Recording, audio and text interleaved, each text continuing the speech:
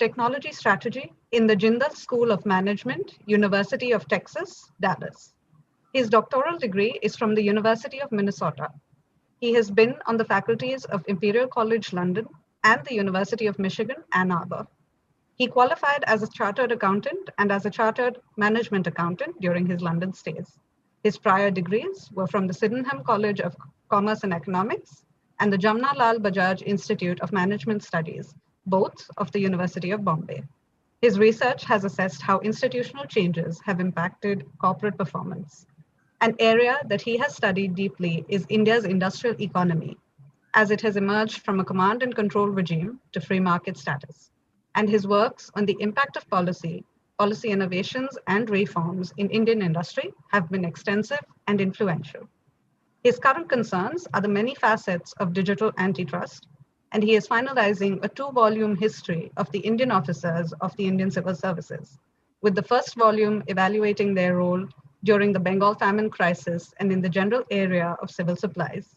He has also authored 2 books, India's Late Industrial Revolution, Democratizing Entrepreneurship in 2012, and Lost Glory, India's Capitalism Story in 2018. Our chairperson for today's webinar is Lieutenant General Shamsher Singh Mehta. Lieutenant General Mehta has had a distinguished career in the Indian Army from 1962 to 2004. During his 41 years of service, he has served in several high-ranking command and staff posts. He has also been principal advisor to the Confederation of Indian Industry from 2004 and its Director General from May 2006 to April 2008. He was a member of the National Security Advisory Board from 2004 to 2006. He is currently on the board of the Indian Council of World Affairs, a trustee of the Tribune Trust, and a trustee of the Pune International Center. Over to you, Lieutenant General Mehta. Thank you, Gyananda. Sumit, it's a pleasure for us at the Pune International Center to have you speak to us on a very, very important subject. For some time now, we've been talking about national security and how it differs from national defense. But your subject of defense expenditures and economic transformations comes straight out of my heart. I have always been saying, and not with enough background as you are going to provide today, that affordable defense expenditure is the engine of economic growth. But that has forever remained a statement. And from your writings, your books, there are some absolute gems in it. I will just read out 2 from the PDF that I had read. Howard Reingold, whom you quote in your book, says, if necessity is the mother of invention, it must be added the Defense Department is the father of technology. Unfortunately, in India, we missed that bus. But from what you speak now and what we can carry forward in PIC, it is something we'll have to work on.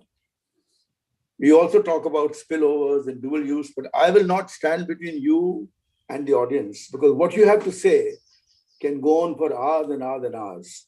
And this is just the start of what you'll be telling us. I'm sure we have an opportunity to put it in some sort of a structure, which we'll do after your talk. But I'm not standing between you and the audience. Over to you, Sumit. All yours. Thank you very much, General Mehta. Thank you very much to everybody at the Pune International Center for this warm welcome. And what is more important, allowing me to speak on a subject that actually I came across in my first ever semester as a PhD student at the University of Minnesota, more than 35 years ago. And I've followed this subject ever since. And I've always sort of speculated on, how exactly the defense expenditures and economic transformation sort of relationship might apply to the Indian case. I think it is important that we start with some of the international experiences because I will start talking about the Indian case at a later stage of my presentation. But let me just step back and issue a few mea culpas at the beginning. And it's important because in the beginning, I may be sort of a bit of a pedantic and a sort of a didactic scholar, and I may turn out to be a sort of somebody who is more akin to being a pompous pontificator, but I hope that isn't the case. And towards the latter sort of phases of my sort of talk, I might even be classified as a proselytizer And you may well ask, are all your sort of comments practical, and are they sort of relevant? But we shall see. I think the proof of the pudding is going to be in the eating in terms of what we sort of generate in terms of the sort of details of the sort of interactions. I think this, as you said, General, is a huge, huge, huge topic. This is only the tip of the iceberg, my presentation here today. And I shall simply get into the meat of it and just highlight a few of these sort of broad agenda points that I'll cover today. And I'll cover, by definition, in a sort of a 45 to 50-minute presentation, each of these dozen points can be covered at best very sketchily. So again, the whole issue is to whet appetite. And so I'll cover issues such as the theory, the reality, what's happened in Asia, some further concepts, what happened in the West, the fundamental concept of spillovers. Then I'll talk a little bit about the Battle of the Titans, and I'll get to what Titans mean. Then I'll start talking about the Japanese experience. Then I'll talk about, again, another framework, then the aviation story and the story of others, and then I'll get to India. I'll try to keep as much time as possible for the Indian sort of dimension. I won't use any other loaded words with respect to India at the moment, because I think we'll generate enough from the audience in those terms. So let me get to the basic sort of course in Political Sociology 101. And I mean, this is, in a very broad sense, the organizational hierarchy of humanity. And we all start out as individuals. And again, this is a rather pedantic, sort of, class 5 civics class, in a sense. We are individuals, and then we are a part of a family formation in our sort of lives. And the basic collective form that has actually led to the organization of humanity are tribes. Then once we move from the social to the political dimension, a collection of tribes becomes a clan. And I think these distinctions between the clan, the state, and the nation are absolutely critical. Because I'm going to make a few statements which you may disagree with violently, and feel free to sort of then come back to me and track me down and have a discussion with me on a sort of friendly basis. But the Marathas were a confederacy of clans, but they never achieved the political statehood. And what I'll say is actually quite emotive here. India is a political state, but she has not managed the transition to a nation status. And therefore, once we look at the further sort of the highest order of sort of political organization, is India a nation? Is the USA or China or Russia or Brazil a nation? And so let me start off with this very basic preamble on political organization. I'll get back to this issue another 35 or 40 minutes later. But right now, let's just introduce this as basic political sociology. And then move on to the whole notion of the fact that the state is a protection racket.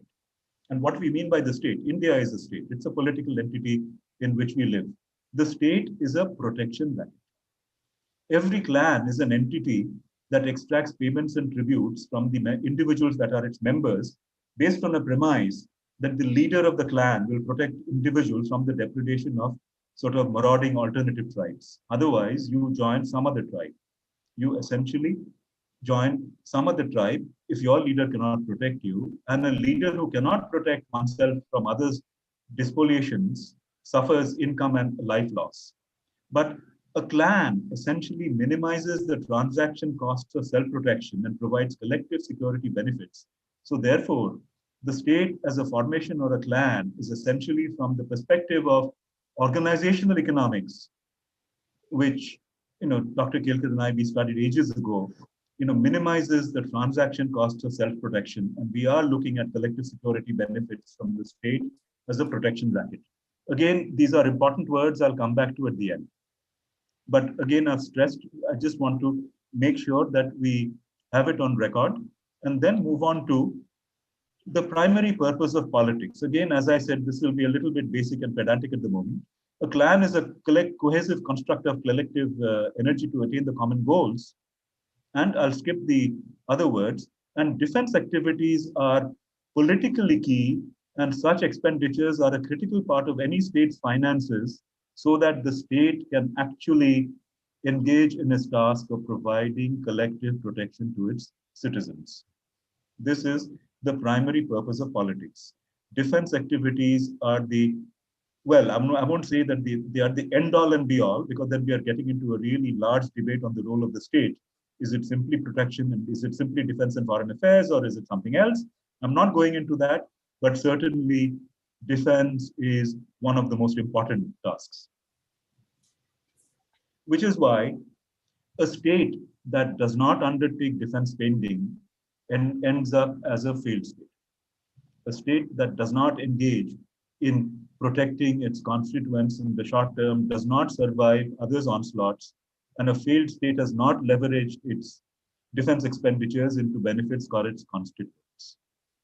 A successful state, and I'll give you example after example after example, uses or exploits defense expenditures for improving their constituents' lives, first by protecting the political and economic position, first by protecting lives and ensuring livelihoods. But beyond that, it actually can utilize and engender the defense spending for political change and social change.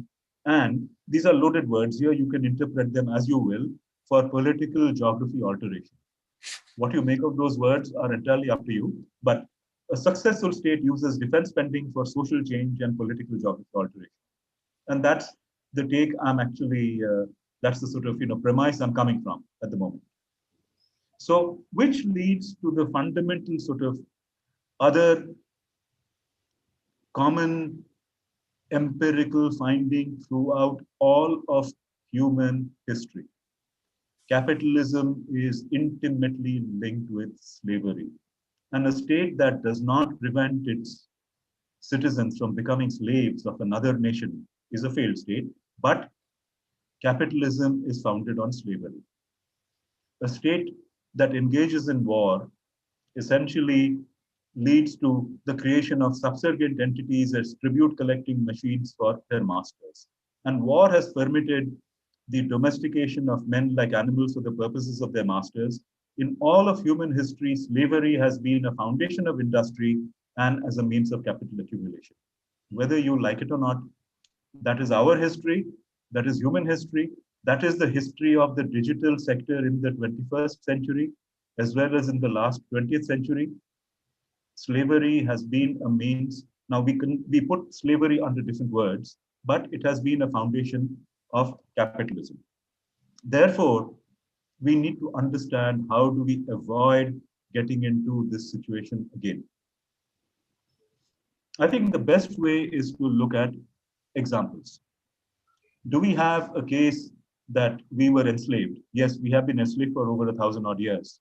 But particularly in the last 250 years, enslaved India was a huge source of wealth for the British for centuries.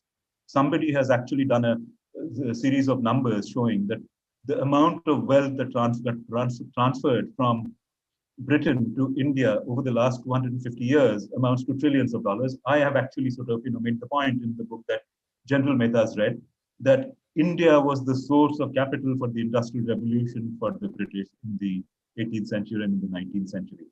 But why were we enslaved? We were enslaved because the conquerors had guns.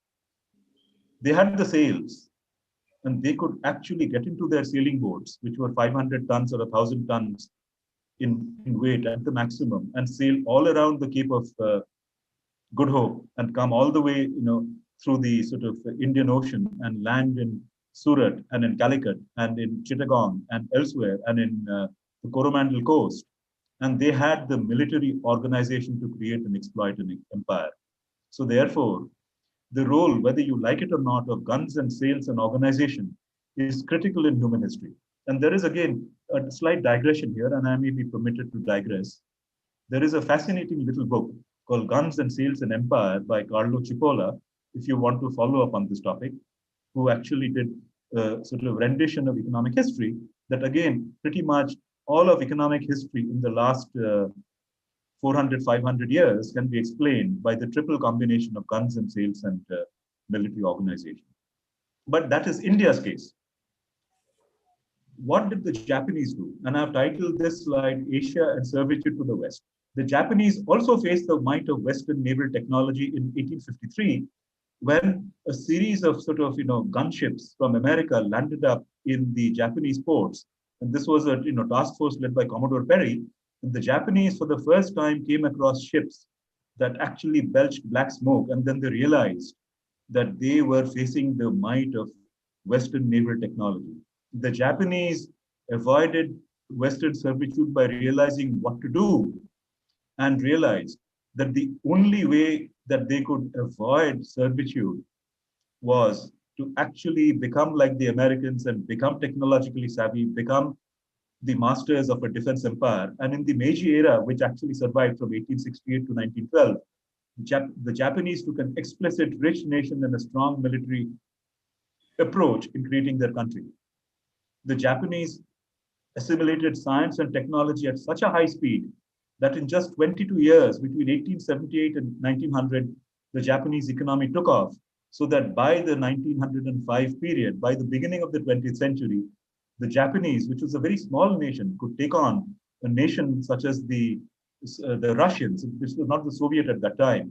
The Russians, they could take on the Russians in the 1905 Japanese-Russian War, and they could take on subsequently the Chinese and control China until the 1940s.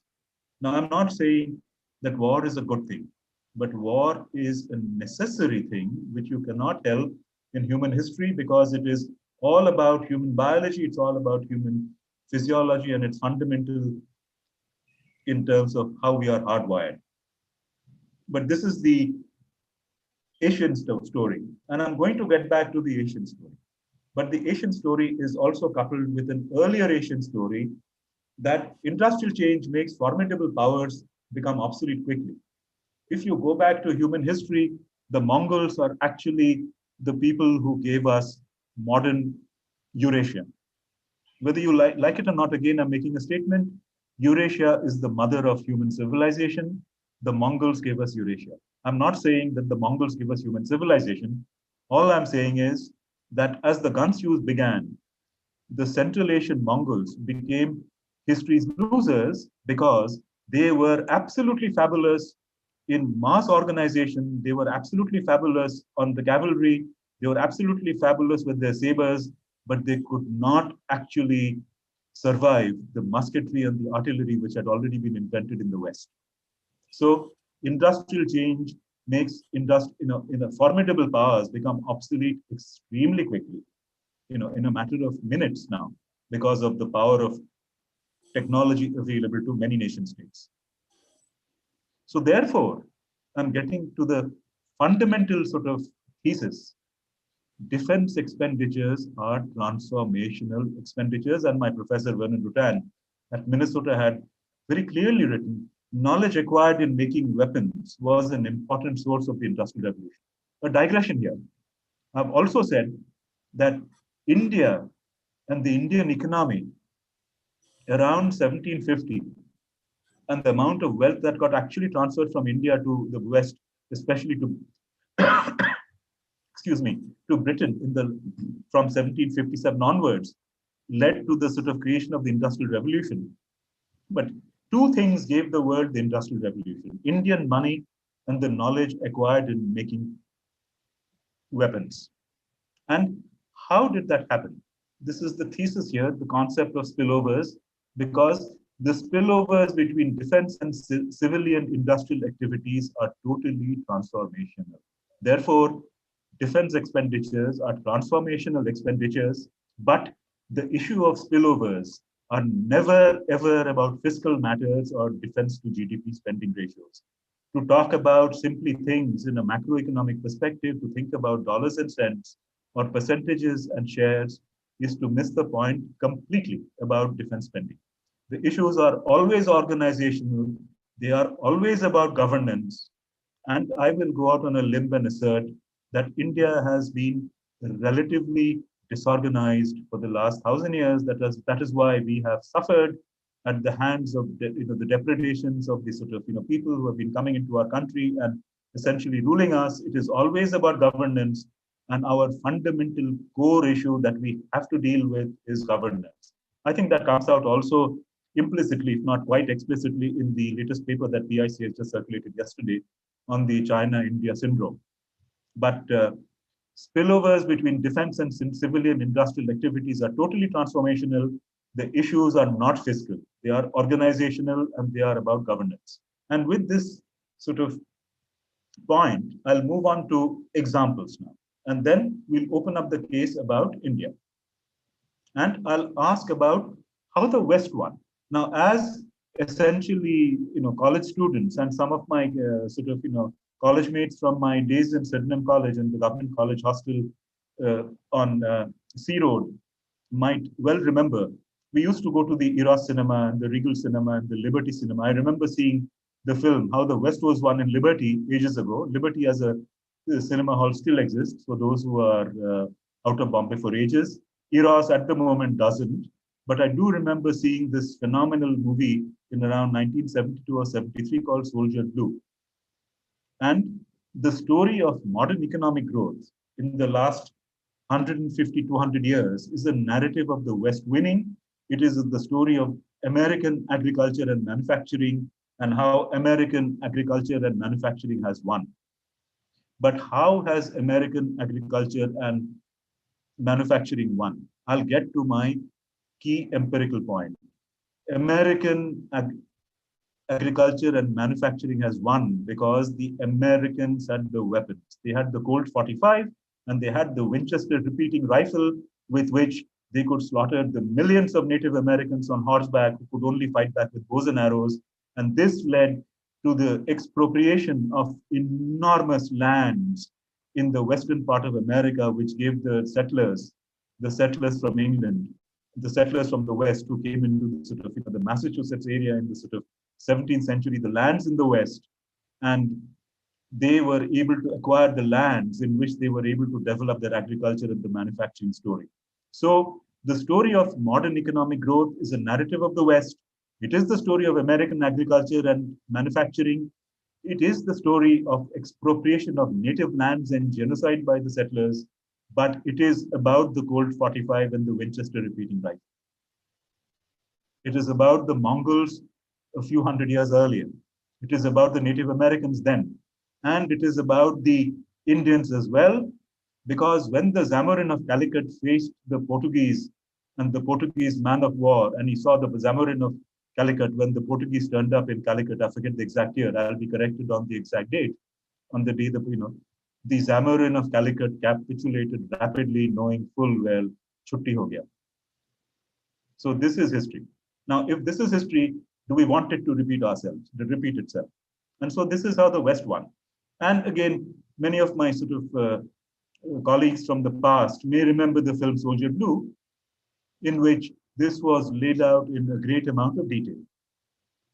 And so therefore, there is a war art and there is a peace science.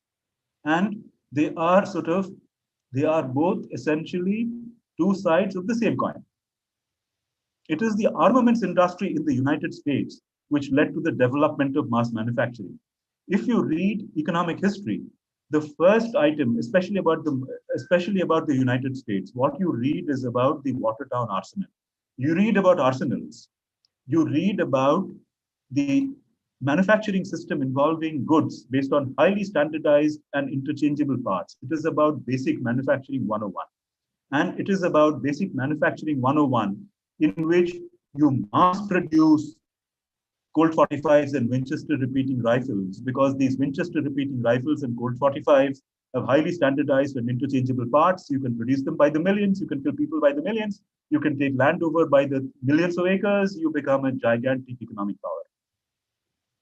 Interchangeably requires low skills, and it eases production by reducing the need for specialists to fit a part, etc. And mass production after the mimetic effect of the armaments industry was faced in the United States led to mass production in clocks and watches, bicycles, sewing machines, wooden metal working industries, and this led to the American system of manufacturing in the 19th century, which gave the world fundamental double-digit economic growth in real terms. Fundamental double-digit economic growth in real terms arises from mass manufacturing at a very high scale, at a very high level of efficiency. And the ultimate example of this was in the Henry Ford's car assembly process which evolved into the best manufacturing framework, which we still use in every other sort of form today, in some form or another.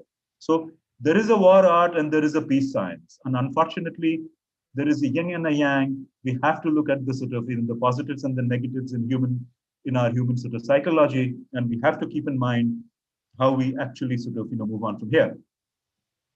But the issue is production and provision equals victory, and I'm going to talk about the clash of the titans. And the theme I'm going to talk about here is mass manufacturing of highly efficient production processes through highly efficient production processes, which generates vast amount of guns and vast amount of sales, as well as generating vast amounts of butter as well.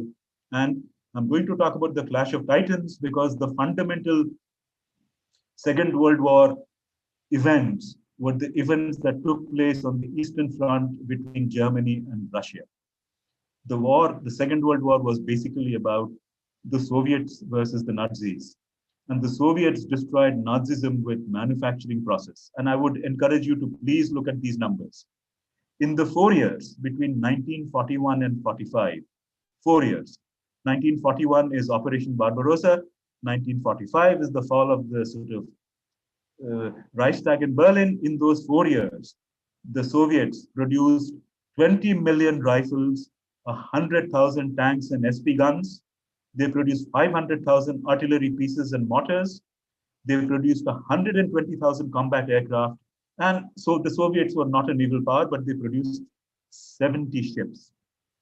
I ask you to cast Indian defense production in the light of these statistics and ask ourselves, who are we? What are we doing? Where are we going?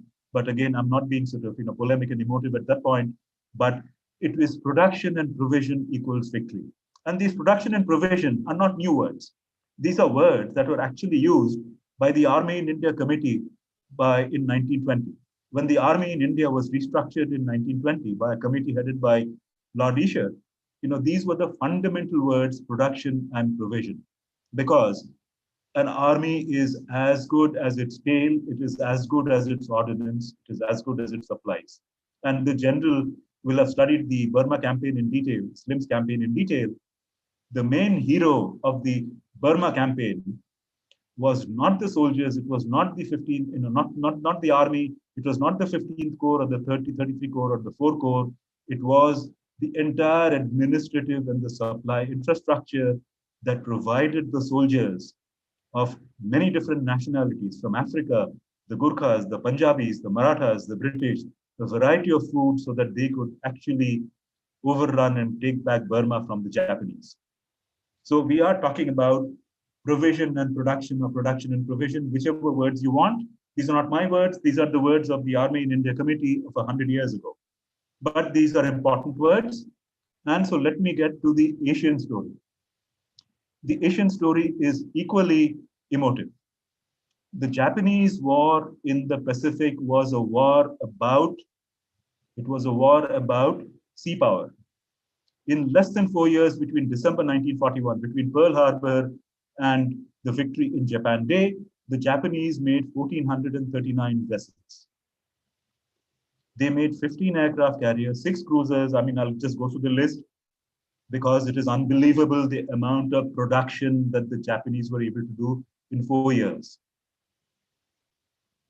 Lessons for all of us, lessons and learning. 126 submarines, 63 destroyers, and on the civilian side, 70 transport ships, 168 coastal ships, 720 large cargo ships, and 271 oil tankers, plus 60,000 military aircraft in the same 4-year period. So we are talking about mass-scale manufacturing. We are talking about the enormous impact of the defense sector and what it has done subsequently for Japan as a major manufacturing power in the post-1945 period. Let's be candid. The Japanese success in auto is because they know how to organize, they know how to strategize, and they know how to put together mass manufacturing.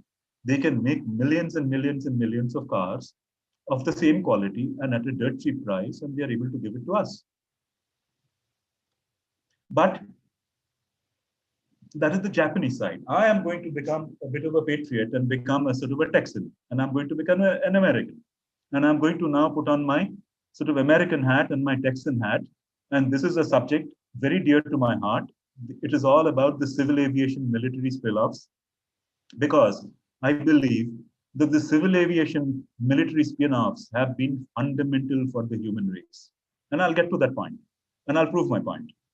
I'll prove my point that the civil aviation military spillovers have been fundamental for humanity. Let me start with, I'll show you some pictures.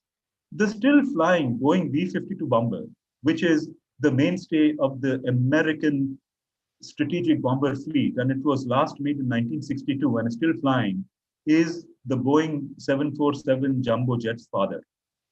Or actually, it's really the grandfather, the father. But the B-52's own father was the Boeing B-29 bomber of World War II origins. The B-29 bomber operated in their thousands out of India.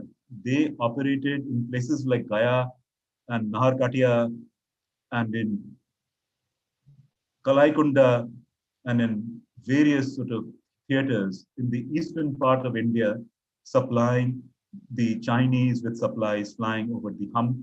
The B-29 bomber was also used to deliver the atomic bombs over Hiroshima and Nagasaki. The B-52's father was the Boeing B-29.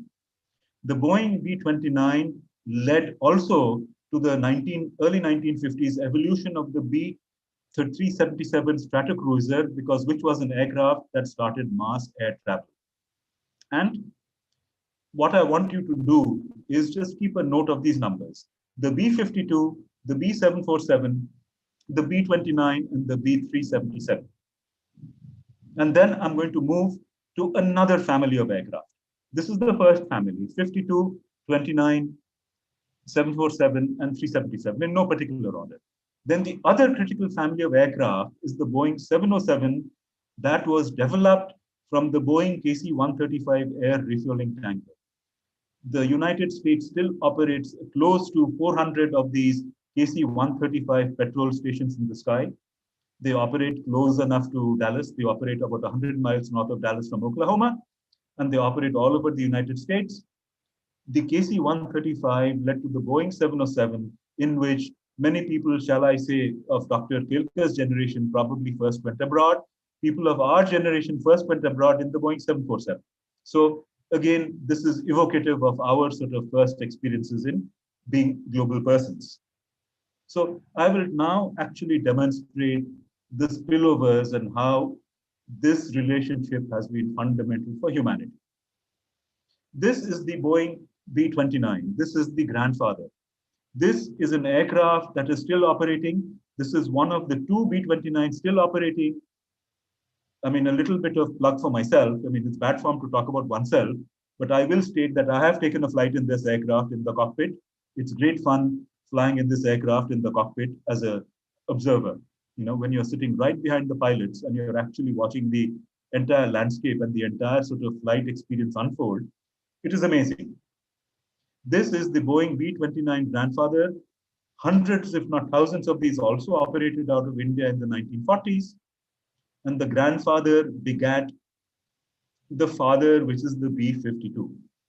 If you compare the size and the sort of shape of the fuselage between the Boeing B-29 and the B-52, you see the family links.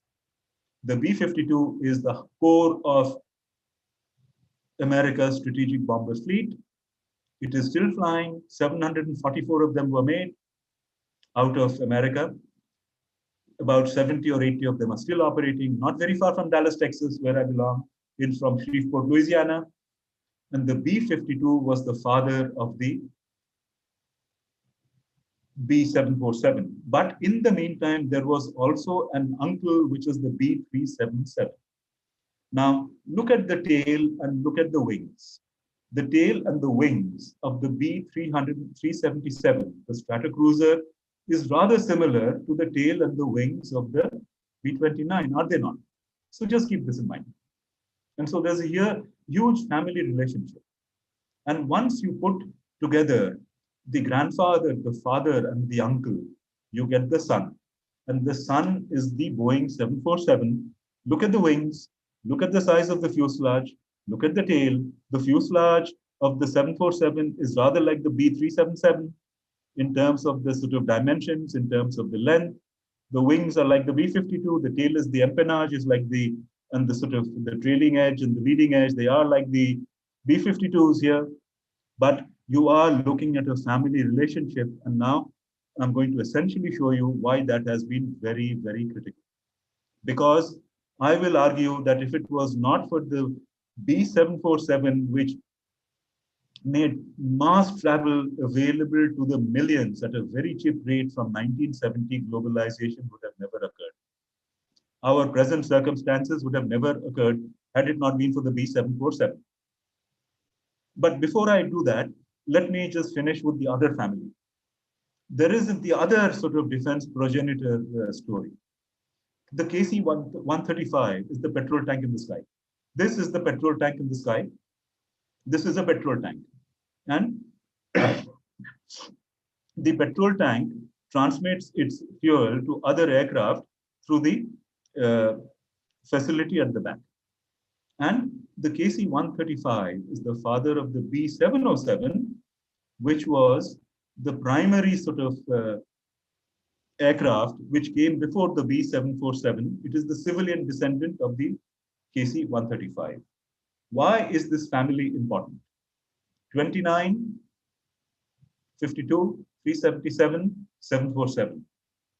One major family which gave you mass-scale globalization from the 1970s onward, but the 707 gave you mass-scale, not so cheap globalization from the 60s onward. It started us off. Why is it important? Spillovers. What are the organizational transformation effects of an aircraft family? There are spillovers, there are intergenerational transmissions of knowledge and the diffusion of knowledge. There is learning from one airframe to another, and there is economies of scale. What happens is a concept which I have sort of thought about called performance envelopment. What you're doing is you are actually enhancing your performance dimension at every stage of the game. The Boeing 747 is as fast as a Boeing B-52 or is as fast as any other sort of large strategic bomber, but it is unbelievably safe. It has got fantastic avionics, and you are continuously enhancing the performance envelope. And without a performance envelope, continuous enhancement of the performance envelope, you do not have a family, you do not have high quality, you do not have cheap aircraft travel, and so on and so forth. It has been evocative of performance envelopment. It has given us the carrying capacity. It has been able to move hundreds of people from point A to point B rapidly. In the 1950s, when my cousins and others of my, who were sort of went abroad, in the early 50s, they went to England to study. They used to take a boat from, they used to take a ship from Bombay and land up eventually in London, basically at Tilbury, 2 or 3 weeks later. When we went abroad, we landed up in London from Delhi. I remember taking my first flight from Delhi. I think maybe there might be an odd person or two in the audience who remember, seeing me off at the airport on that particular day. We landed in London 8 or 9 hours later because we were all sort of, put 375 or 400 people in that 747 aircraft. The economic transformation effects of that aircraft family. This gives you economies of scale. It gives you mass production. It gives you commonality of parts. It gives you interchangeability of parts. It gives you the quality. You're continuously doing the same thing over and over and over and over again. Without practicing for a battle, you're never going to win. It gives you productivity. Your cost of production comes down lower and lower and lower. You can sell the aircraft at a cheap price. You can sell cheap tickets. And this has led to globalization. So the economic transformation effect has been globalization. And this example carries on in sector after sector after sector. So let me share with you some of those sectoral sort of stories. The internet. The internet is again one of those critical instances where the defense civilian spillovers has been absolutely enormous. I think we are all hooked to the internet. We are having this conversation because of the internet. We are connected. By definition, we are online and we are doing exactly what we're doing because of the work that the US Defense Advanced Research Projects Agency did in the 1960s. The internet originally involved a computer network established by the US Defense Advanced Research Projects Agency in the 1960s. And the motive was defense. The motive was to have redundant defense systems throughout the United States so that if one defense system failed, the other defense systems would take over because there would be connectivity. And as a result of the DARPA initiative, the computers at the academic and industrial and government centers that DARPA supported were interconnected. The interconnections in those days were very basic, very trivial. They involved the long distance, if you wish, the trunk call circuits. They involved the trunk call circuits that we used to use when we made calls in India till the 1980s. These were connected simply using the trunk call circuits. They were slow, they were not of very high quality, but they were all connected. They were all connected and they were live in case one system went down or a whole collection of systems went down, then at least some systems would survive. And this multiple systems with enormous built-in redundancies was there to ensure that America was safe and secure. It is exactly the C4 system which exists today. You have command posts in the sky, you have command posts in the sea and submarine systems, you have command posts in the land, which gives you sort of redundant multiple sort of systems. This redundancy of multiple systems is also used, again, I'm digressing here in terms of cloud infrastructure support, because anybody who is a cloud infrastructure services provider has a multiple set of mirror images of the cloud network to provide redundant systems. The internet came because of the existence of DARPA's redundant systems. And by 1972, 50 years ago, the ARPANET, different computers could communicate with each other at different sites all over the world, specifically in the defense-related area. So the major sites were in America, and the primary site, one of the primary sites, was in Geneva at the CERN, which is, of course, an enormously important center because it does a huge amount of work in fundamental physics. By the 1980s, the defense MILNet, which stands for Military Net, supported the ARPANET as a defense network, and the ARPANET was retired in 1990, and the military responsibility for the internet was transmitted. Thanks to the development of the HTML sort of software by which anybody with a laptop and a connection could access the internet through the original CERN site, because of Tim Berners-Lee, the internet has become a public good. We have the connectivity. We have it because of the creation of the DARPA's internet network. Now, two things, aviation and the internet. The aviation civilian transformational effect has been globalization. The internet, I wouldn't even want to use any words to describe what the impact of the internet has been. The internet has been simply, I'm at a loss for words, which perhaps is a little bit rare for me. The impact of the internet is simply profound. That's all. But these are not the only two stories. There are many other civilian spin-offs, and the other defense spin-offs into the civilian sector are insecticides. The other critical spin-off is microwave ovens because of the development of radar. It is commercial satellites, it is lasers. And then there are integrated circuits, digital displays, medical diagnostic equipment, and nuclear power. Let me go back to insecticides and make a plug for another person whose name is relatively unknown. Keep in mind that along with insecticides, and I should have actually put in here as well. In fact, I'll put it in here.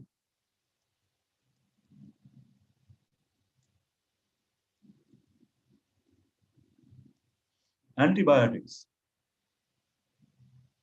You know, antibiotics evolved as a way to treat the enormous infections that were created in the battlefields of during the wars, during the major wars. And I'm going to make a plug here on a digression that one of the most important fathers behind the entire antibiotic saga was this gentleman named, I mean, this has nothing to do with the subject, but people should know of it. And I'm going to digress here. And I thank Mr. Ramamurthy for actually pointing this out. Mr. Dr. Yalapragada Subbarao, an Indian scientist in America, probably one of the first Indian scientists in America, 80 or 90 years ago, was one of the fathers of antibiotics. But antibiotics is another critical defense civilian spillover, if you wish. Microwave ovens, ICs, digital displays, diagnostic equipment, nuclear power, and the list goes on. So the story doesn't stop. And therefore, I want to talk about essentially four related transformation stories. I want to talk about four related transformation stories because all of these stories are about the organizational and the managerial and the very broadly strategic. The story that I have a particular interest in is the Dallas-Fort Worth area aviation ecosystem. The Dallas-Fort Worth area aviation ecosystem has led to the creation of the Dallas-Fort Worth Metroplex as one of the most important sort of urban centers in America in the last 20-25 years. It is a area with an economy between between 500 and 700 billion dollars. It is the headquarters of several important companies such as ExxonMobil, AT&T, and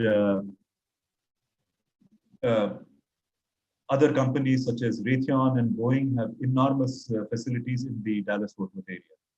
I believe that the Amazon Air Force may locate itself in Dallas. Amazon Air Force is going to be the fleet of planes, transport planes, that's going to ship Amazon goods all over America and possibly the world. There are enormously critical lessons in organization and management and strategy that are derived, that can be derived from the Dallas-Fort Worth area aviation ecosystem story. And I'm going to not go into it. It is worth another session or 2 sessions or 3 sessions in its own right. Then, the Soviet and Russian mimetic experiences with defense civilian spillovers is again fascinating.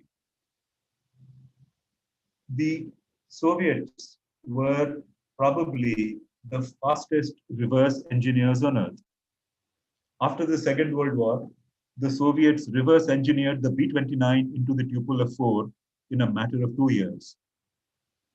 The Tupolev-4 eventually led to the development of the Soviet strategic bomber fleet, which is the Tu-95 and the Tu-124 and the Tu-160. It also led to the development of the Soviet civilian fleet, and those of you who are interested can look up the IL-86 and the 96 are giant Soviet aircraft, which was built by the Soviets. These were built by the Soviets based on their reverse engineering of the B-29 after the Second World War. The Soviet and Russian mimetic experiences in how to actually create and manage a defense and a civilian military industrial complex is again absolutely fascinating. It deserves 2 to 3 sessions, maybe a half a dozen sessions in its own right. Then I come to the Airbus story. The Airbus story is the story of the renaissance of European aviation in the last 50 years. In the last 50 years, we are now used to the Airbus 380, we are used to the Airbus 300. We have a huge number of Airbus aircraft that we are seeing over and over again, and we are now seeing a large number of Airbus also entering the military phase with the Airbus A400M for the transport sector and so on and so forth.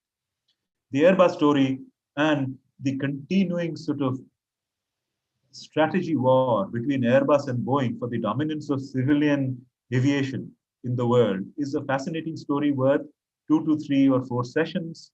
Hopefully, we will do that in some other forum or fora. Let us see. If not, I might probably actually start putting on these, creating the PPTs and putting it on online myself. We'll see. Then the fourth related transformation story are about the contemporary Chinese phenomena. This contemporary Chinese phenomena is the tip of the iceberg. I can't even start to talk about it because let me make a factual statement here. Right now, the Chinese strategic bomber fleet is bigger than the American strategic bomber fleet in terms of numbers. The Chinese have probably something like 16 to 18 effective squadrons in their strategic bomber fleet. The US has probably maybe about 10 to 14 squadrons. But what we have to do is understand the contemporary Chinese phenomena and how they have come essentially in the last 30 years to this position. They have been also, I will use the term adapters, and they have used a mimetic strategy. They have used a mimetic strategy based on the Russian mimetic experiences. The Russians evolved after the Second World War in 2 years into a major sort of civilian and military aviation power based on their mimetic strategy. The Chinese have evolved in the last 30 years, maybe 35, 40 years, into an enormously important, successful producer of goods. All I will say is that the contemporary Chinese phenomena are again worth study. Therefore, let us talk about India's achievements. And India's achievements have been primarily historical. At this point in time, what I will say is that India has a rather dynamic present, but it has had a glorious past and it has a glorious history. India's achievements have been historical.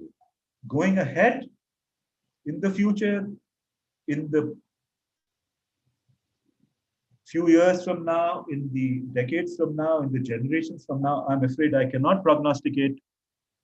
I'm afraid I cannot look into a crystal ball because the dynamics of the present are sort of, rather energizing in terms of, taking our attention away into all sorts of things that we read about in the press on a day-to-day basis. But I won't digress. India's fundamental historical achievements are worth talking about. The oldest surviving operational ship in the Royal Navy is the HMS Trincomalee. It was made in Bombay. It was made by the Wadia family of shipbuilders in the 18th century, over 200 years ago, early 19th century, 200 years ago, and served in the Royal Navy on many sort of stations and squadrons until it was taken out of service. It is still an operational sailing ship. It is the oldest operational sailing ship in the UK Navy. It is based in Hartlepool in England. It's in the Northeast, and it's available to sea. In fact, I believe if you have enough money, you can even take it for a sail and hire it for a party if you have enough cash. Let me talk about the Zamzama field gun. The Zamzama field gun is a massive gun that apparently is sort of put outside the Lahore Museum and has been around in Lahore Museum for over 120 years. But it was essentially used in the it was used in the sort of the Punjab wars in the late the middle and the late 19th century, around the time of Ranjit Singh and the sort of the Sikh empires, and subsequently immortalized in Kim. Kim is essentially in Lahore lounging like like an urchin on the Zamzama field gun. The Zamzama field gun is there to be seen. It is a gigantic field gun. If you just do your sort of Google research, you'll see it's available. It is gigantic with an 8-inch bore. It's a massive gun with enormous power, which were made in the arsenals of Lahore and Amritsar 150 years ago. 150 years ago, the arsenals of Lahore and Amritsar were world class. I will actually talk about in Q&A about possibly the Indian arsenals of the past, not right at the moment. And then, the only flying B-24 Liberator bomber of the world that flies regularly throughout the United States is an aircraft that was manufactured or remanufactured in India. The B-24 was the type of aircraft that was manufactured in the maximum quantity, something like 12,000 copies of the B-24 Liberator aircraft were built. About 2,000 or 3,000 operated out of India, out of places such as Barrackpur, at places such as Gaya, places in all over Assam, in Dibrugarh, in Jorhat, and so on and so forth. But that is going into the historical stories here. This particular aircraft is an item made by India. And why do I say it is made by India? Because when the Americans and the British finished the Second World War, there were thousands of B-24 aircraft left in India, and they had to be scrapped according to the terms of the Lend-Lease Agreement. And a very large number of fantastic B-29 and B-24 and DC-3 and C-47 aircraft were scrapped in Kanpur. But as independence came, many of the aircraft, many of the people who were doing the scrapping did not have their heart in the work, and about 48 B-24 aircraft were salvaged, and they were remanufactured by HAL Kanpur and made into 3 bomber squadrons for in the Indian Air Force. This particular aircraft, and again, I have actually flown in this aircraft. It's available for sort of joyrides. They give you joyrides for a particular fee. It's an amazing experience. It was salvaged by the HAL in 1948. It served as a bomber in 5 squadrons of IAF out of Lohegaon in Pune from 1948 to 1968, and then was, I believe, and I'm not sure about it, with the AST in Bangalore till 1981, and then sent to USA, where it is still in regular service. It did not see war because it came too late for the war, but it did see action in terms of it was used operationally after the war for a few few trips in this in the Burma and the Malaysia area before being used as a aircraft in the number 5 squadron. I believe it's a Tusker squadron for the IAF. This is an item made by India. It still survives. It still flies. It is a tribute to Indian engineering. It is a tribute to the staff of HAL. It is a tribute to the jugaad of the HAL the officers and staff, led by, I think I forget the name now. I believe it was Harjinder Singh, who created this squadron out of Kachra. In 1948, they gave India 3 bomber squadrons. Now, where does this leave India at the moment? And this is where I'm going to actually start talking about the future. And I believe my timing is also getting up, isn't it? May I ask, what is my time schedule now? Well, Sumit, just go ahead. Yeah, okay. Okay. I believe that an important country has to be a strong country with a strong domestic and an indigenous defense infrastructure and a defense industrial complex. It has to be. It is a sine qua non of existence.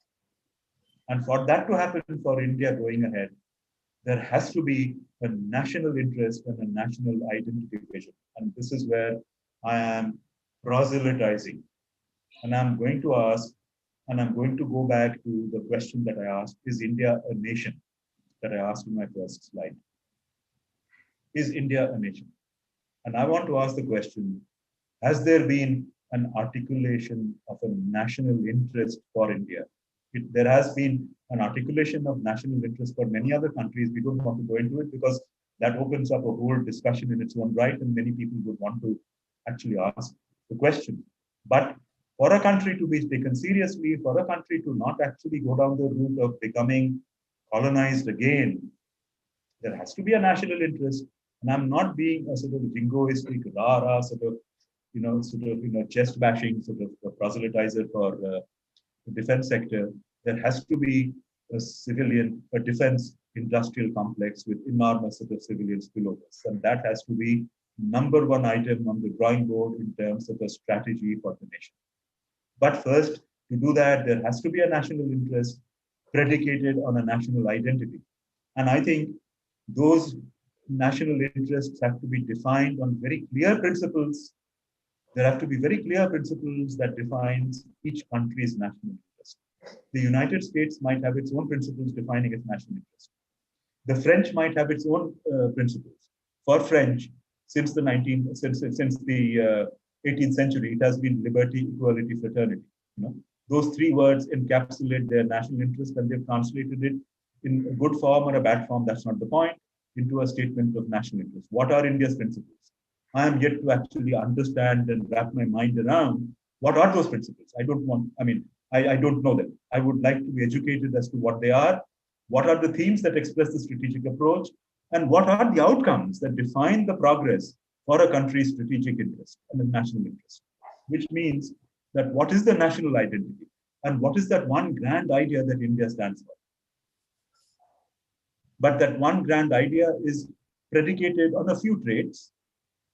And having a grand idea and a few traits defining a national personality is important only if somebody cares. And what are the consequences that arise, or does nobody care if we have a national interest? I think these are two critical factors. The national interest and a national identity. What are the principles? What are the themes? What are the outcomes? I need to wrap my mind around. I have not been able to wrap my mind around anything in the popular press or in the sort of, in the sort of academic press or in the academic literature, because I believe that and I'm going out on a limb here, the last person to articulate a national interest for India in the 20th century was the late Netaji Subhash Chandra Bose. And I've not really had anything I've seen of any interest after that. And before that, it was probably Chanakya, 2000 odd years ago. What have we had since then? Where has been the vision? Where has been the articulation of the principles of a national interest? And I'm being very polemic here, and I'm being quite direct here. I think it is important. It is very critical. Otherwise, who knows what those consequences are likely to be. I think we are wrapping our mind around the consequences, but we can't wrap our mind around the consequences unless we go back to the first principles. Which means that in the nation creation tasks, which I do not believe that India has actually sort of done effectively, India has not even been an effective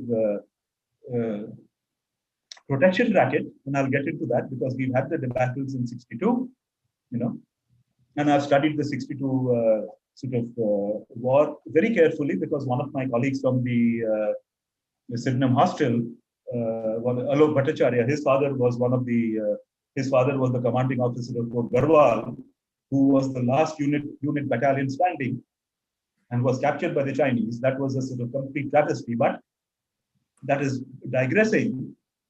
In the key nation creation tasks, the key fundamental tasks of strategy are crafting, translating, orchestrating, and projecting. Crafting key strategic industries. Have we defined a set of strategic industries for the country? My sort of submission is we have not. India has not defined what the key strategic industries for the country are. We don't know what they are. We have not articulated what they are. And any nation worth its salt has articulated what the strategic industries are. I'll take an example. America has clearly identified the defense sector as a strategic industry, as has Russia, as has China. What has Japan identified as a strategic industry? After the 1945 agreement, China cannot have a defense industry as a strategic industry. What has Japan identified its strategic industries as? Automobiles and consumer electronics. Because in the words of a very distinguished statesman, the only way that the Japanese could hit back at the Americans was through the Americans' pocketbook. And what were the Americans consuming in the post-Second World War era? They were consuming cars, they were consuming radios, and they were consuming record players. So the Japanese strategic industry to completely nobbled the Americans was creating cars, creating complete global dominance in cars and consumer electronics. So the key brands are Toyota and Sony. Of course, there are other brands and Nissan and Lexus and everything else. But the definition of Japanese are Toyota and Sony. By the same token, for the Koreans, the strategic industries have been shipbuilding, it has been consumer electronics, and now it has been automobiles. And for the Taiwanese have one strategic industry and they control the world. The Chinese control the world's shipment of semiconductors. Without semiconductors, the digital world does not live. The TSMC, the Taiwan Semiconductor Manufacturing Corporation, is the world's most critical supplier of semiconductors. And I'll make a plug again. The semiconductor discovery was done in Dallas, Texas by TI, or the forerunner of TI. But the control of semiconductors is in Taiwan. Mr. Rajgopal, who actually the former cabinet secretary, had once described how the Taiwanese went hell-bent after they got kicked out of the UN in 1971 in creating a strategic industry. They said, what is it, the one thing that we can do well? Let us take one industry, we do fabulously, they created a strategic industry. Does India have a strategic industry? My submission is we do not. Can we have one? Possibly. How do we have one? It's an important question. It's a very important question that has to be thought through in a great deal of depth and detail. But then we go to the translating. What are the translating of the principles that define the national interest into reality? So we need a strategy, we need a plan, we need an administration, and we need diplomacy. And I believe that we do not have a plan because our planning commission has essentially been asleep on the job since 1980. And right now, the planning commission doesn't even exist. I mean, in the last 6 years, the planning commission has been sort of wound up as a long-range thinking platform. But far more important than that is projecting our personality as a country, which means we go back to the whole issue of our identity and we go back to our whole issue of interest. We craft and translate our sort of national interest into a strategy and a plan. We project our national identity through diplomacy. And again, there is nothing here. This is political science 101. But I go back to two issues for this thematic talk today: national interest and strategic industries, on the premise that defense expenditures are supremely transformational in a social and an economic way. And of course, it is axiomatic that it is supremely transformational in a political way because it is an existential issue. Whether it is an existential issue, I'll simply leave it at that. Now, what are India's severe challenges? Sumit, you have another 5 minutes. Otherwise, we'll miss the questions. No, this is done. This is it. 1 minute. The national interest void. Again, as I've said, we have a significant void in national interest in terms of specifically with respect to the defense industrial sector, the defense industry. Do we have a national interest in the first place that defines what are the defense systems and plans that we are using in terms of creating our infrastructure today? I believe we're still preparing, and of course, the general and I, we can have a long discussion on this. We are still preparing for a Kurds type of battle in the Punjab and Rajasthan sector with Pakistan, using our 11 Corps, our sort of 15 infantry division, and so on and so forth. The Western Command, the Western Army, and the Southwestern Army. And I'm not sure that that is in this situation the right way to go. Perhaps there is a huge amount of thinking being done, but I see a national interest void. I stand to be completely sort of disproved on this matter. But once we get to the defense industrial issue, we have fundamental ownership conundrums for defense system suppliers. Are they going to be foreign? Are they going to be domestic? And as I've said, we have to have a strong domestic sector. Therefore, what are the sort of qualities that the foreigner is going to bring? Or do we have a Russian fleet in the airports, or a French fleet, a British fleet? Do we have Russian tanks? Do we have sort of Salvadorian tanks? What is the composition of the ownership structure? And as far as ownership structure goes, is it going to be public or is it going to be private? It's fundamental. Can the private sector deliver, or are they going to be too profit motive oriented? Are they going to look at their short-term returns? They are going to be looking at their short-term quarterly returns. They will basically ask, "Isme mere liye kya hai?" You know, or are they going to take a long-term view? Are they going to spend in R&D? So with R&D, we have governance inconsistencies in the R&D of defense systems, and I'm using the word defense systems because India has been a fabulous story of R&D in 3 or 4 areas.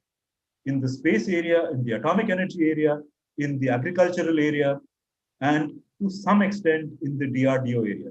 India has been an abysmal failure in industrial R&D.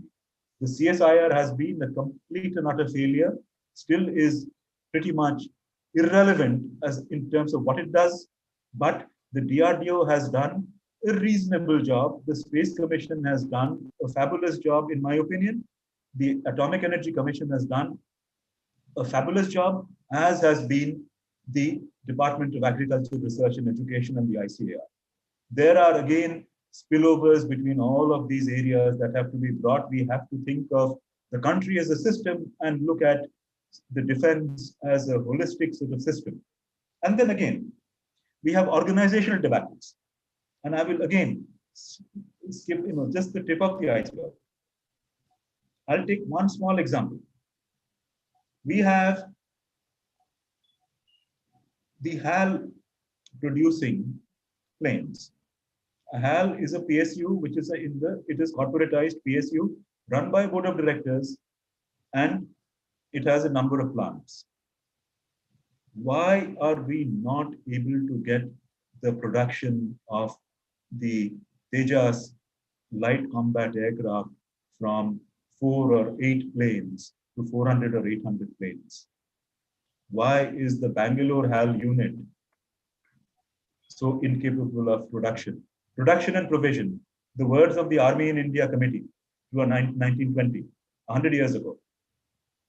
Yet, paradoxically, HAL in Nasik, in Ojar, does a pretty decent job of producing MiGs.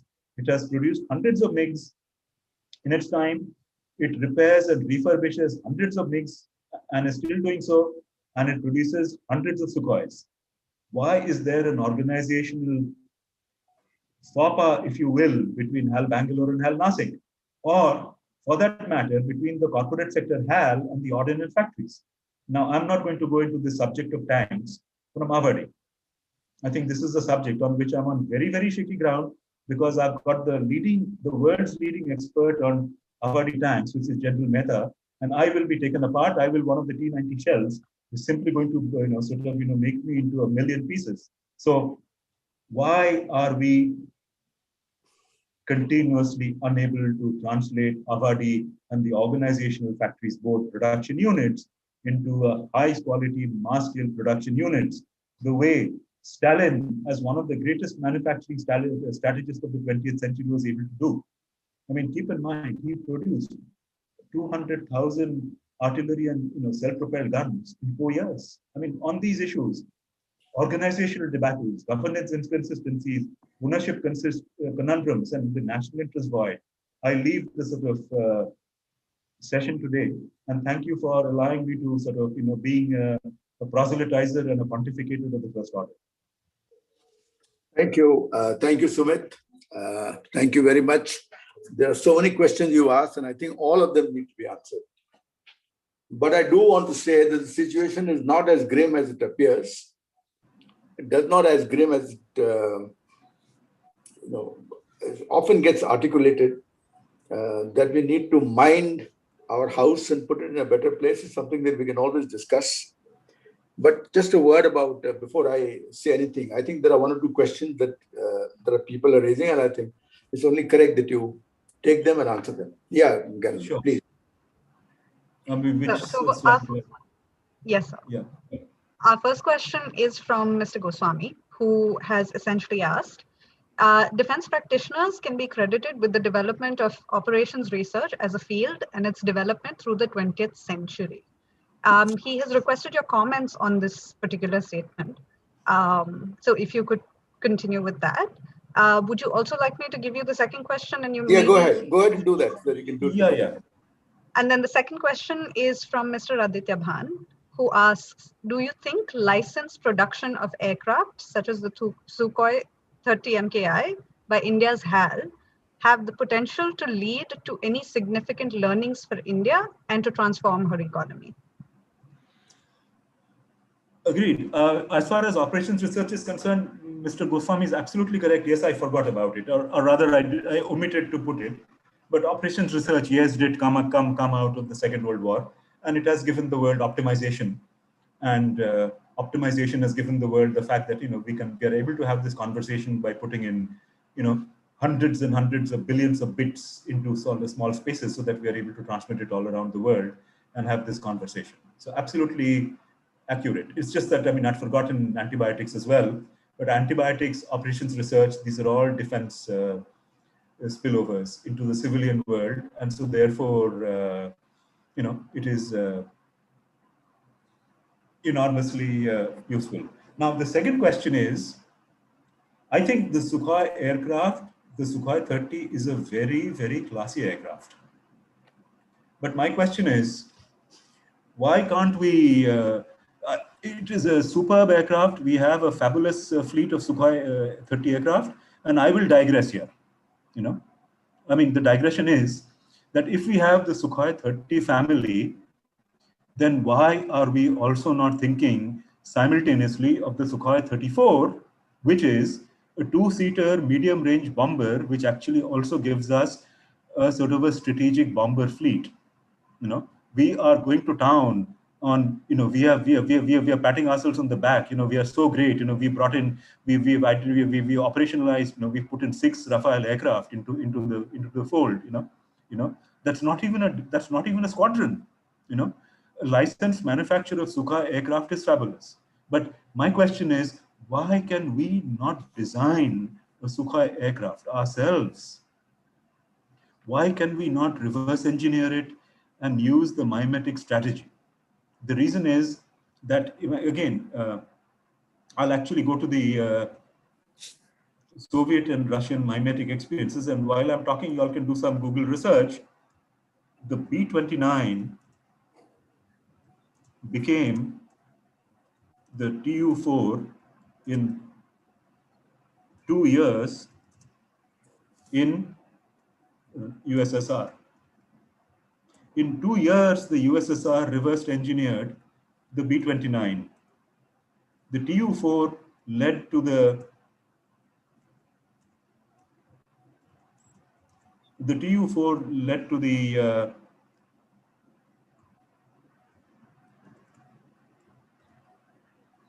Ilyushin 95. It also led to the Ilyushin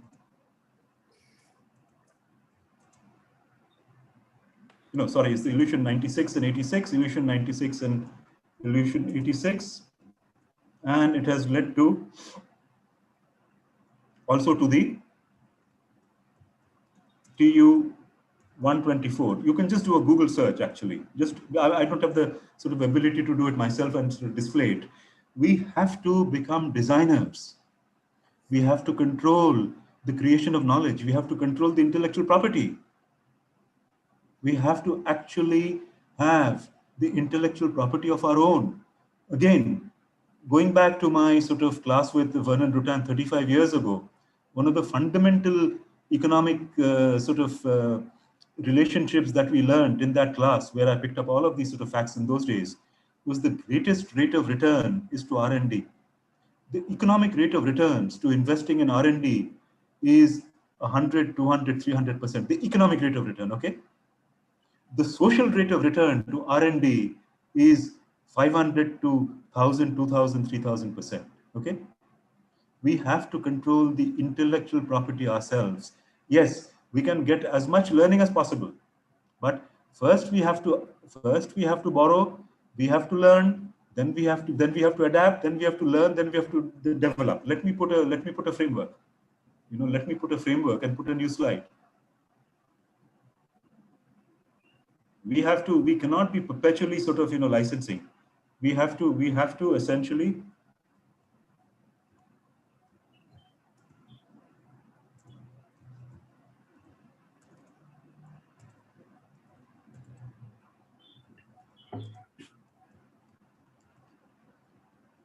borrow, learn, adapt, and develop. It is, again, the acronym is rather unfortunate, but it's bold. This is.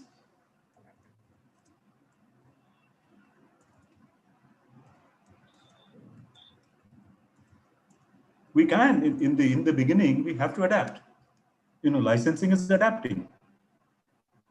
Licensing is adapting, but we have to borrow, learn, adapt, and develop. Ultimately, we have to get to this stage.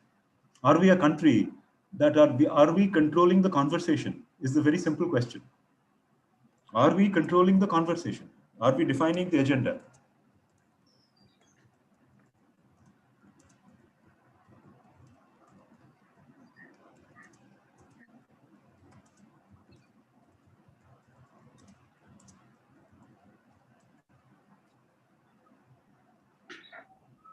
These are the two questions. The question is absolutely fair and it's correct. Did that answer you though? It's a fabulous plane. I wish we should make 600 of them. We should make 600 of them, add the Su-34 family as well along with it. The Su-34 is a fabulous plane as well, but we should develop our own eventually. Sumit, thank you very much for those two straightforward answers. I think because of not the time constraints, but I will use a couple of minutes before we wind up to put your brilliant talk in some sort of a perspective for our speakers. The theme that you picked up, Sumit, defense expenditure and economic transformation, it can't be faulted. There is no way it can be faulted. And that is something that we need to look at, work at, because whether we take the bold approach or we don't take the bold approach, whatever approach we take, it has phenomenal benefit. And you've yourself translated from R&D giving you 10 times to 50 times to 500 times to 5,000 times. That's a given. And that's so well made. And the type of material that you have in relation to our conversations offline that you've done before your talk, I think we need to see how we can structure your talk in 2-3 other areas so that we can actually come up with some sort of a formulation of where we are and where we want to be. And I think this is something that work in progress, and we will do that. But having said that, I do want to make 2 or 3 points which might appear a little different from what you have said. You did recall 1962 very vividly, but I wish you would also recall 1971. No country in the world has done what we did in 1971. It's got nothing to do with manpower. When the nation gets its act together, and that's the point you're making, Sumit, we are unbeatable. And I repeat the point that you're making again, that we need to get our act together, whether we do it by translating it, whether we do it by identifying what are our strategic strengths and so on. That's something that we have to be careful about, and we should do that. But the second point that I want to make to you is actually a question to you. And the question is this, that while the nature of war never changes, the characteristics of war have continued to change.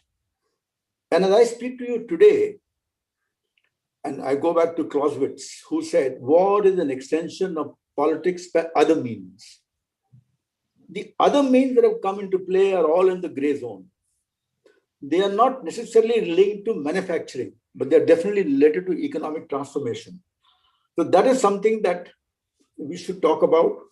Use your background knowledge in relation to all that you research that you have done, and see whether we can come across and see how is it, to go by what Sun Tzu said, the acme of skill is to win without fighting.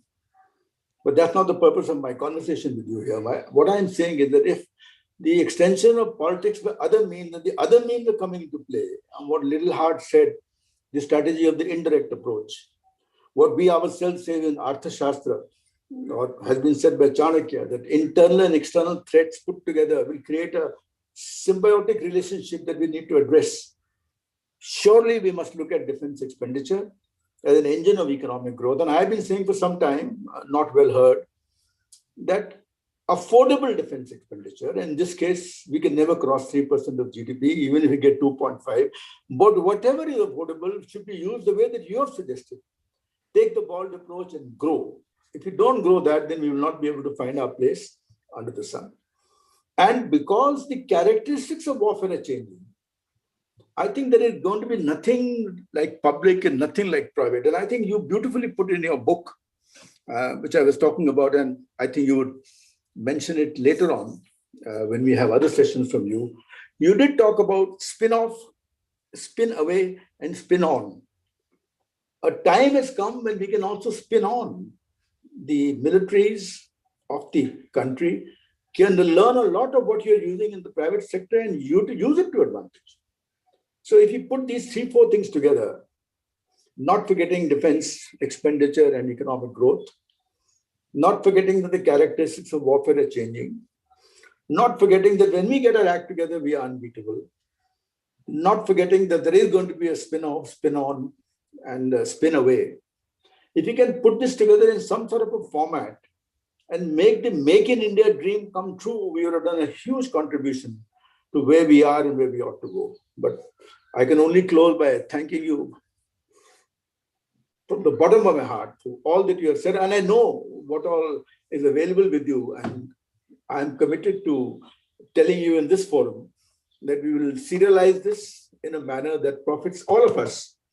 And the PIC is in the business, having started 10 years ago on a national Pune dialogue on national security. We have been saying repeatedly that national defense is not national security. National defense, national security is national defense and more. It is the more that you were talking about, that unless you get into those areas, we are not going to help the common man. And if the common man is not helped, national security doesn't have the same meaning. Sumit, once again, many thanks for taking your time out, making this effort. And on behalf of all those who are tuned in to listen to you today, may I thank you once again and come back to you to say that we will be talking about how do we serialize this so that we can come up with a framework which now responds to the changing characteristics of battle, responds to what the outside world is doing and what the inside can benefit from. And your experience there will be absolutely phenomenal. And thank you once again on behalf of all of us here at the PIC. It's a great session. I wish we had more time, but that's always the case. We always need more time. Thank you, Sumit. Thank you once again. God bless. Excuse me. Yeah, no, thank you, General, very much for this opportunity. I think your last statement that you want to serialize this is giving a self-proclaimed pontificator music to one's ears that you're guaranteeing me an audience to keep babbling on and on and on. That there's nothing that one would like to hear. So that's great news. But I think we can chat about it offline. I'm just just joking here. But there are absolutely. And we should be able to use all the experience that you've researched and put it together, all for the benefit for the Union of India, which is as great as it always was. Thank you so much. And I think I should have actually sort of my last point. I mean, I'm in fact in the absence of sort of a planning commission or whatever planning body. In fact, as I said, I mean, I am actually going to start putting together my thoughts on YouTube videos, podcasts, and white papers. And I do have a website called shikshayan.com, and it's going to have the Kovadis sort of attachment. Yeah, that's very good. Kovadis is very good. Start with it. Ask the question. Vijay, would you like to say something? Vijay, if you're there, would you like to say something? No, General. I think, except to echo your thoughts of thanking the Professor Muzumdar for absolutely totally original perspective on defense expenditure and what it means to national transformation. And as you said, we look forward to have this continuous series, suitably designed, and on that, perhaps Sumit can give us some ideas of what his thinking is and we can move forward. Thank you, gentlemen. Thank you, Sumit, and thank you everybody for. Yeah, thanks very much. Thank you, Sumit. Once again, we will come offline and talk about it. Sure thing. Thanks. Thank you. Thank you. Okay.